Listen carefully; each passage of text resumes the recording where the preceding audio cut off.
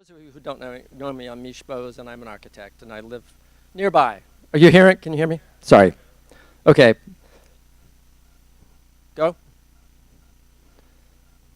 Okay, I'm going to tell you a story about a building which you know as the Sandy Spring Friends School Meeting House. And I'm going to describe how it came to be here and what might become of it. You can see the watercolor that I did right there while I wait for the next slide to come on up. It goes back to this rather severe-looking gentleman, Elias Hicks, who shakes up the Quakers in the 19th century, emphasizing the inner light over Scripture. His ideas helped cause a schism in the Society of Friends. And here in Sandy Spring, the Orthodox members left the meeting and built their own meeting house. And you can see it on the right there. I think that's a sketch by John Wesky. And they did that in 1880. Architecturally, the two buildings are really quite different. The Ashton Meeting House contrasts with the traditional Quaker form and simple details of the Sandy Spring Meeting House. It has a cross-gable plan and has a carpenter Gothic trim, which you can see on the right. This is an old photo. Those are not Sandy Spring Friends School students. That is the original location of the meeting house right next to Sherwood High School.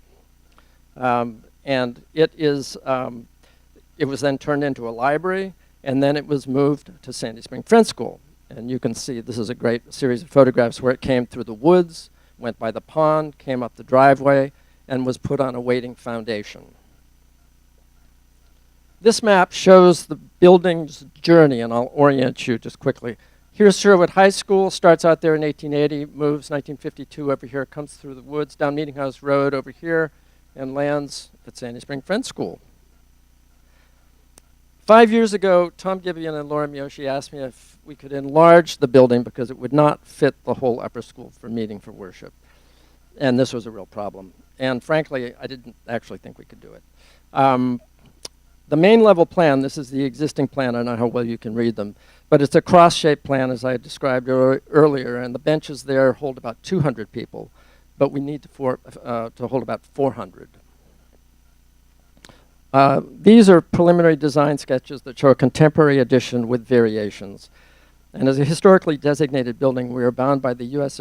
Secretary of the Interior standards for historic preservation that states that new work shall be differentiated from old, a little counterintuitively. And it shall also be compatible with the massing and scale size of the original. So we designed a low, simple, modern addition to not overwhelm the existing building. You can see it to the right there. This is the lower level plan, and what's important about this is the bathrooms are down there, and that they're going to be big enough for the 400 people that are going to be above them. And that's a good thing. There's also a lift and stairs, so you can actually get to them. The second, this is the main level, and you can see here that this will hold about 400 people, and it's just about double the size of the entire structure. And the seating is different. You'll see that they face each other. The front view shows the addition to be largely obscured. As the principal historic elevation, it was important that the new work not upstage the original.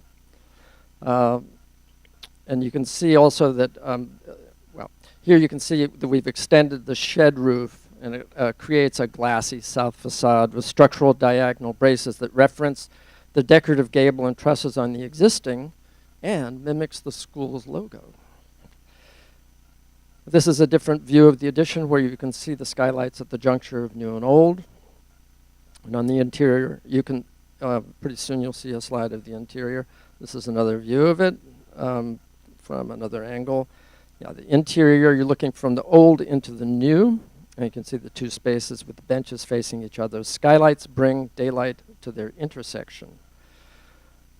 Tom Gibeon made an eloquent and very effective statement to the Historic Preservation Commission. He said this was the spiritual home of the school, that its continued use depended on a larger space, and they agreed and approved the design. You can see this is a shot of the new proposed space looking from the new back into the old. And I'm going to close with an image of the interior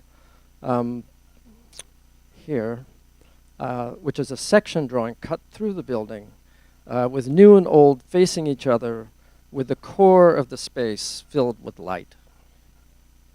Thank you.